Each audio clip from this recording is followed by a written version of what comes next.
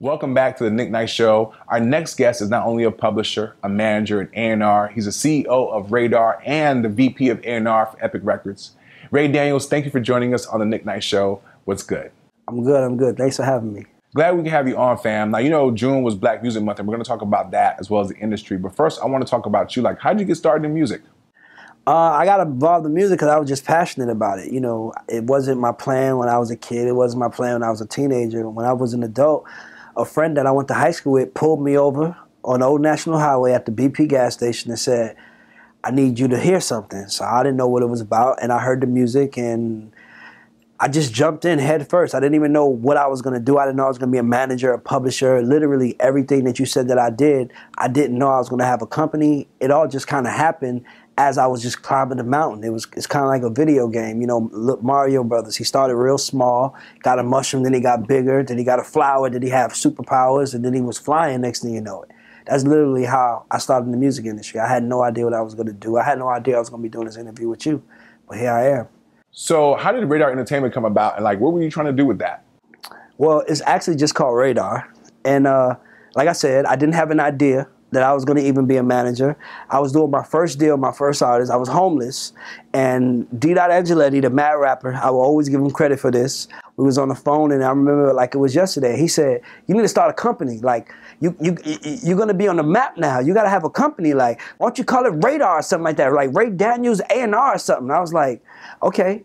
Mind you, I didn't even think to myself that one day you would know the name, or it wasn't even like a thought out like genius plan. It was literally, he said, you need to have a company. You should call it Radar, and I call it Radar. And here we are.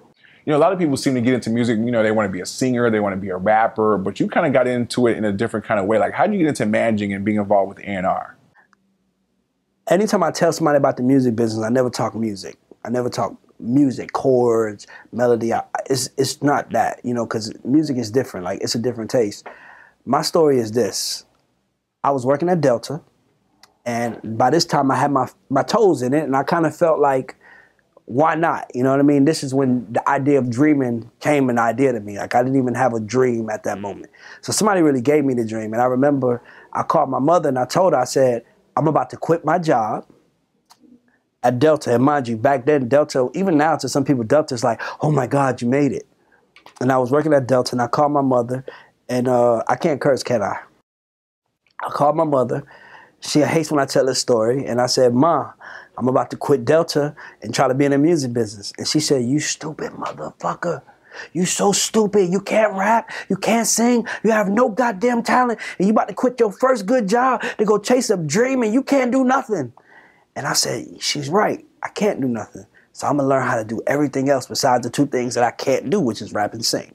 So I had to learn how to make songs from an A&R standpoint. I had to learn how to be a manager. It was just something that I just did. Like, I figured I'm going to be the guy to tie your shoe if I have to. I had no shame because I knew I had no right to be here.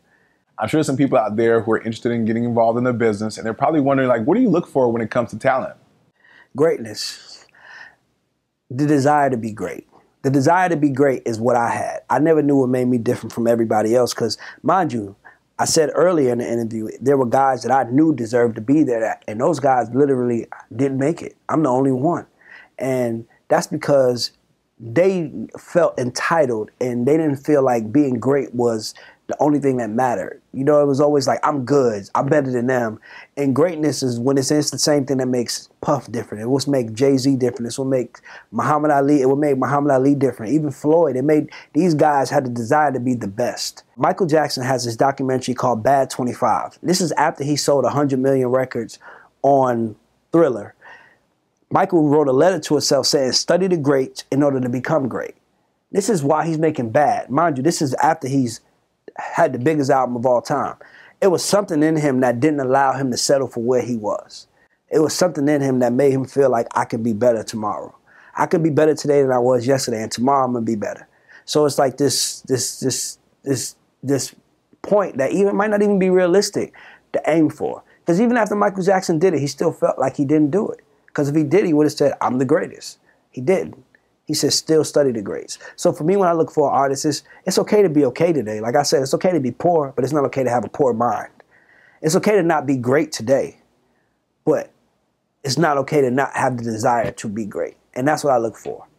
Now, I want to talk to you about Black Music Month, the music industry as a whole. Can you hang around for a little bit? Absolutely.